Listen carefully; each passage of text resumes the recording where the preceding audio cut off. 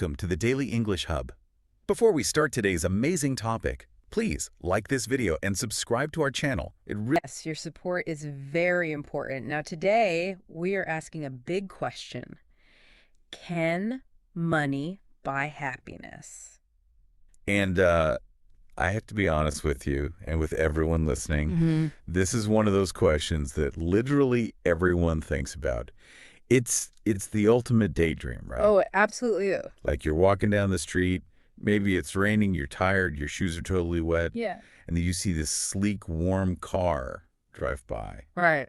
Or you look up and see a plane heading somewhere tropical. Right. And that thought just hits you like a truck. Like, Yeah. if I just had that, everything would be perfect. It's totally human nature to feel that way. Exactly. And It's that's human just- nature. And I am incredibly excited to really get into this today because we aren't just guessing here. No, we're We aren't just throwing around our own personal opinions. We are looking at a specific text that breaks this down into two very clear and very conflicting arguments. It is the timeless debate, really. Yeah, it's that constant tension between our material needs, the things we can touch, swipe a card for and own, right, and our emotional fulfillment, which is obviously much harder to pin down. So much harder. And the source material we have today lays out a really fascinating contrast. It doesn't hold back. No, it doesn't shy away from the hard truth at all. On one side, we have the practical, tangible benefits of having money. Yes. And on the other, we have the intangible internal values that money supposedly just can't touch. And you know me? I do. I am all about the practical side today. I'm looking at the arguments for money Yeah. in our source. Okay, let's hear it. And I just found myself thinking, finally someone is saying it. Saying what exactly? Well, we tend to demonize money a bit in these philosophical conversations, don't we? We do. We act like it doesn't matter. Exactly. We act like it's shallow to care about it, but I think we drastically underestimate how much money actually does for our happiness. Or at least for our peace of mind. Yes. Yeah. Or our sanity. That's exactly it. Yeah. Sanity is an interesting word choice there. Why is that? Well, it implies that money isn't just about luxury or excess. It's about mental stability. 100%. So let's dig into that. Where does the argument for money actually begin in the text? It starts with the absolute basics, the things that keep us up at night. Okay. The source explicitly states that money reduces stress about bills and food. Bills and food. Yeah. And I think we need to really unpack that because it sounds simple, right? But the impact is massive. It really is. We aren't talking about buying a yacht here. We're talking about eliminating that low level, that constant hum of anxiety that exists when you just don't have enough. That is a crucial distinction to make. Right. Because when we talk about happiness, we so often picture joy, excitement or laughing. It's ripping up and down. Exactly. But the source seems to be arguing that a huge barrier to happiness is simply fear. Yes. The fear of scarcity. Think about the mental bandwidth that gets eaten up when you're broke. It's exhausting. It is. If you are sitting there worrying about whether the lights are going to stay on. Or where your next meal is coming from. Exactly. Yeah. How can you possibly focus on being happy? You can't. You really can't. Your brain is in survival mode. It's fight or flight. Right. The source highlights bills and food specifically because those are the non-negotiables. You have to have them. Money is a tool for safety. It buys you out of that survival mode so you can actually just breathe. So in that sense, money acts as a shield. Oh, a shield. I like that. Yeah, it blocks the blows of daily life. It isn't necessarily buying joy directly, No. but it is buying the absence of pain or the absence of worry. Which feels a lot like joy when you haven't had it. True. It provides a foundation.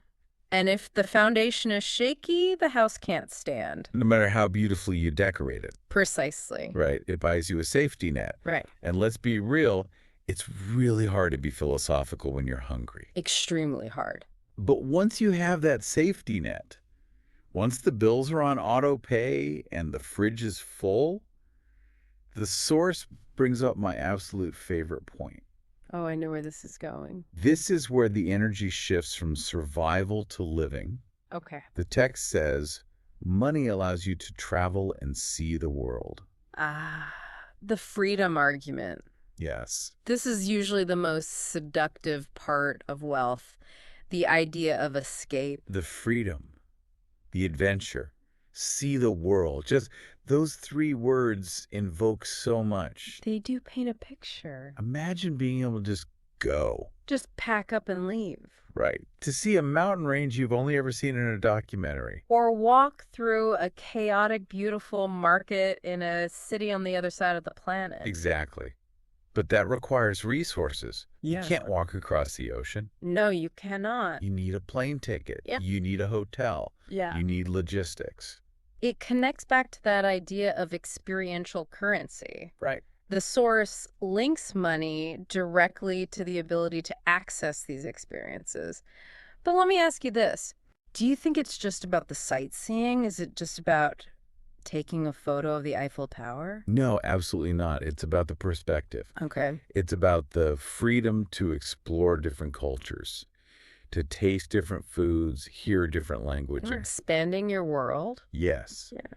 If you don't have the funds, your world is physically smaller. You are literally limited to a 10-mile radius of where you live. That's a very practical way to look at it. But with money, the whole map opens up. And I think that sensation, that feeling of I can go anywhere, is a huge driver of happiness. The potential itself is exciting. It's excitement. It's discovery. It's breaking out of the routine. I can see that. It expands your horizon, quite literally. You're arguing that money buys novelty. And human brains crave novelty. We do. We stagnate when we're in the same place for too long. Exactly. But the source has one more argument for money, doesn't it? It does. One that pivots away from self-indulgence and looking at cool things. Yes, and this is a big one. Because it counters the whole idea that money is just selfish. Right. It's the power to help. The text mentions specifically that you can help other people, and it uses the word charity. That is a very powerful pivot. I think so too. So it's not just about what you can consume or where you can go. Yeah. It's about impact. It's about agency. We all look at the news, right? Or we look at our local community and we see suffering. We see problems everywhere. Exactly. Yeah. And if you're broke, all you can offer is sympathy. Which is nice. Sympathy is nice, don't get me wrong. But sympathy doesn't buy groceries for a struggling family. No, it doesn't. Sympathy doesn't build a new wing for a hospital. If you have money, you can actually solve the problem. You can take action. You can write a check. You can build a school. You can feed a village. Yeah. And the source argues that being able to make that tangible difference is a massive form of happiness. Huge. That is very true. There's actually a lot of evidence in psychology. Oh, yeah. Yeah, they call it the warm glow effect. Warm glow. I like that. It suggests that helping others provides a much deeper level of satisfaction than buying things for ourselves. Makes sense. So if money is the mechanism that amplifies your ability to help, Right. then indirectly it is facilitating that deep happiness. You're effectively buying the power to be a change maker. Exactly. It turns you from a spectator into a participant. Well said. So before we look at your side of the argument, Which is coming. oh, I know it's coming. And I know you're going to tell me money isn't everything. I might just do that. But first, I think we need to clarify exactly what kind of financial situation we're talking about here. That's a good idea. Because our source gives us a specific vocabulary word to define this state. It does. The word is wealthy. Wealthy. Yes. Now, strictly looking at the text, how is this defined? The definition provided is quite straightforward, actually. Okay. Having a lot of money. Having a lot of money. I kind of love the bluntness of that. It doesn't overcomplicate it. No. It doesn't. It's not just having $5 in your pocket for a coffee. Right. It's about abundance. Exactly. We aren't talking about just getting by or living paycheck to paycheck. No. We're distinguishing between simply surviving versus being wealthy, Having that surplus? having that significant surplus that allows for the international travel, the substantial charity, and that complete total lack of stress about bills that you mentioned earlier.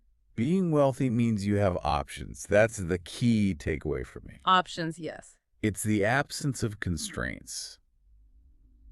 But I can see the look on your face. What look? I know you are going to tell me that options aren't everything. Well, I think it is time we flip the script. Let's do it. You have made a very compelling case for the utility of money, Thank you. but the source material provides a very strong counter-argument. Okay, let's hear the other side. It lists arguments for happiness that exist without a focus on money. Intangibles. Yes. And honestly, these points are quite grounding. They bring us right back to reality. Okay, hit me with it. What beats a first-class ticket to Paris? The first point the source makes is arguably the most critical one of all. Right. It states that health is more important than wealth. Health is more important than wealth. Okay. I can see where that is going. It's the classic you can't take it with you argument. Right. But it's also the ultimate prerequisite for life. Think about it logically. Okay. You can be the wealthiest person in the world, defined as having billions in the bank, owning islands, owning private jets. Terrible. Kidding. Right. But if you are sick, if you are in chronic pain, if your body is failing you, Yeah. can you really enjoy that trip to Paris? That is a very fair point. It is. If you're stuck in a hospital bed, it really doesn't matter if the sheets are made of Egyptian cotton Yeah, or cheap polyester. exactly. You're still in a hospital bed. The experience is pain. Health is the lens through which we experience absolutely everything else. That's a great way to put it. If the lens is cracked, the view is broken. The source puts this right at the top for a reason. It's foundational. It is. In our pursuit of that wealthy status you described, we often sacrifice our health. Oh, all the time. Working 80-hour weeks. Not sleep. Eating processed food because we're in a rush. Stressing out constantly. Yeah. Only to realize that no amount of money can buy that health back once it is gone. That's the trap, isn't it? It's a very calm but stern reminder from the text that our physical well-being is the true foundation of happiness. I really can't argue with that. You can't just go to the store and buy a new body. Not yet, anyway. Well, science is working on it. They are.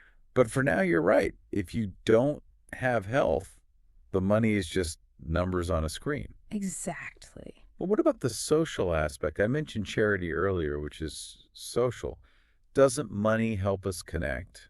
The source takes a different, perhaps a deeper angle on the social aspect. Okay, what does it say? It says time with family and friends creates real memories. Real memories. That's an interesting phrase. Why do you say that? Well, it implies that some memories might be fake, or at least superficial. Think about the difference between a transaction and a connection. You talked about the joy of traveling, which is completely valid. Very valid. But often when we use money to have fun, we are just consuming an experience. We're paying for entertainment. Exactly. The source is suggesting that the lasting impact, the real memories, comes from who you are with, not just what you are buying or seeing. So it's the idea that a backyard barbecue with your best friends. Yes, Where you're just eating cheap hot dogs and laughing until your sides hurt. that's it. that might create a stronger, happier memory than a solo trip to a five-star resort where you don't know a single person. Precisely. The joy of buying things, the wealthy approach, is often very temporary. It fades fast. Psychologists actually call this the hedonic treadmill. The hedonic treadmill. Yes. You buy the car, it smells new for a week, you get a rush of dopamine, everyone looks at you. And then, And then it's just a car. It becomes your new normal. right, it just gets you from A to B. But the connection, the time spent laughing with family, that creates a lasting emotional It resonance. builds a history. Exactly. It builds a history. The source emphasizes the word time. Because you can't buy more time. You can only spend it. And spending it with loved ones is framed here as a generator of happiness that money simply cannot replicate. That is true. I have to admit, some of my best memories are literally just hanging out doing nothing, Right. but doing it with the right people. It didn't cost a cent, but it felt incredibly valuable. It felt rich, even if you were broke. Exactly. And that leads nicely to the third point in this section, which is about what we actually do with that time. What does the text say? The source says having a passion or hobby makes life meaningful. Meaningful. That's a heavy word. It is. Much heavier than just fun. It's much deeper. But think about the void that money can sometimes create. The void. Yeah.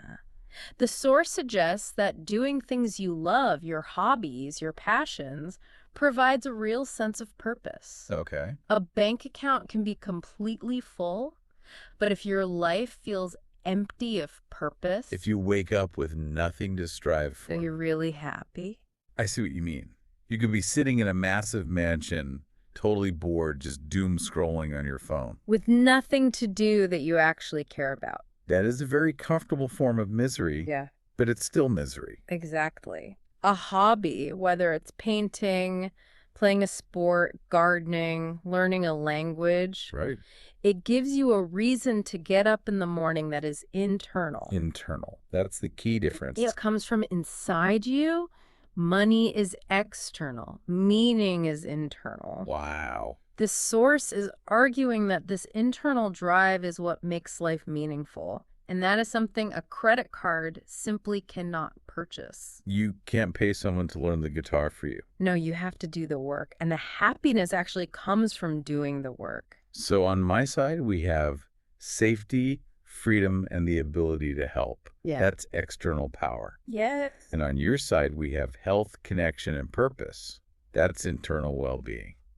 It really is a clash of values. It's the tangible versus the intangible. It really is. And this state of mind that focuses on the internal has a specific vocabulary word in our text as well. Oh, right. Let's look at that. It contrasts beautifully with wealthy. The word is satisfied. Satisfied. And the definition. Feeling happy with what you have. Feeling happy with what you have. That is such a crucial distinction from having a lot of money. It really is. It links directly back to the idea of mindset. How so? Well, being wealthy is about accumulation, getting more. More cars, more travel, more zeros in the bank account. Right. But being satisfied is about appreciation, valuing what is already there. So you can be wealthy, but not satisfied. Absolutely. You can have the millions, but still feel like it's never enough. That's the ultimate trap of the wealthy side. You always want the next thing. Yeah. And conversely, you can be satisfied without being wealthy. Because it's a state of being happy with what you have, regardless of how much that actually is. Exactly. It shifts the focus from the next purchase to the present moment. It's about finding enough. That is profound. But, okay, let's be real for a second. Okay. We live in the real world. Mm-hmm. We aren't monks living on a mountaintop. No, we are not. We have these two sides. And I want the travel and the lack of stress. I really do. Of course. But I also want the health and the memories you're talking about. Yeah. How do we bridge this gap? It's a challenge. You can't just choose one and ignore the other. If I ignore money, I'm stressed out of my mind. And if you ignore health, you're dead. Exactly. So what do? You are totally right. It isn't necessarily an either-or situation. It is about management. Management. It's about the architectural design for your life. And the source actually gives us a tool for this. Our final vocabulary word. The magic word. Budget. Budgets. Yes. And the definition in the text is A plan for how to spend your money. a plan. Now, usually people hate this word. They do. It sounds restrictive. It sounds like someone telling you no, but I love plans. It sounds simple and maybe a bit boring, but it really is the bridge between our two arguments. Right. Because from my perspective, the money side, a budget isn't about not spending. What is it about then? It's about how I get what I want. If I want to travel to see the world like the source says, Yeah. I can't just spend wildly on coffee and takeout every single day. Yeah. I need a plan. You have to prioritize. A budget helps me save for that plane ticket. It turns the dream into a reality. It actually empowers the freedom. That's a great way to look at it. And from my perspective, the happiness side, a budget is how you ensure you are protecting what matters most. Protecting it how? A budget isn't just about saving for a car. It's about allocating resources for your values. You budget so that you aren't stressed about bills, which protects your mental health. Right. You budget so you can afford the time, maybe working slightly less, to actually be with your family. Makes perfect sense. You budget for your hobbies. So the budget is the tool that lets you balance the wealth and the satisfaction. It's the mechanism. Yes. It ensures that while you are chasing the financial security and the travel, you aren't neglecting the health and the connections. It's a plan for how to spend your money. But really, it's a plan for how to support your happiness. That's beautifully said. It stops the money from controlling you and lets you control the money. I really like that. It's not just restricting yourself. It's empowering yourself to hit both targets. Exactly. You plan for the bills to kill the stress. Yeah. You plan for the travel for the freedom. Yes. But you do it in a way that doesn't ruin your health or your relationships in the process. You are deliberately designing a life that includes both the external and the internal. Precisely. It brings intention to the equation. And intention is usually where happiness lives. It certainly is. Well, this has been a really enlightening look at a very old question. We've covered a lot of ground today. We certainly have. Just to recap what we found in the source on the money side, we saw that it is fantastic for safety. It is. It kills stress about bills and food, which allows us to actually function. It gives you the comfort to sleep at night. Very important. And of course, it unlocks the world through travel and gives you the power to be charitable. It's a tool for real agency. And on the other side, we saw that true meaning often comes from things that have absolutely no price tag. Right. Health is the ultimate wealth. Without it, nothing else really matters. Real memories are built on time spent with friends and family, not just transactions. Yeah. And having a passion or a hobby gives life a sense of purpose that money simply cannot buy. And the key to holding it all together is that budget. Having a plan so you can be both wealthy in your bank account and satisfied in your heart. It is all about balance. Well put. It's about using the money to support the meaning, not replace it. I couldn't agree more. Well, we have to wrap this up, but we want to turn this over to you. We really want to hear your thoughts on this debate. What makes you happy? Is it money or something else?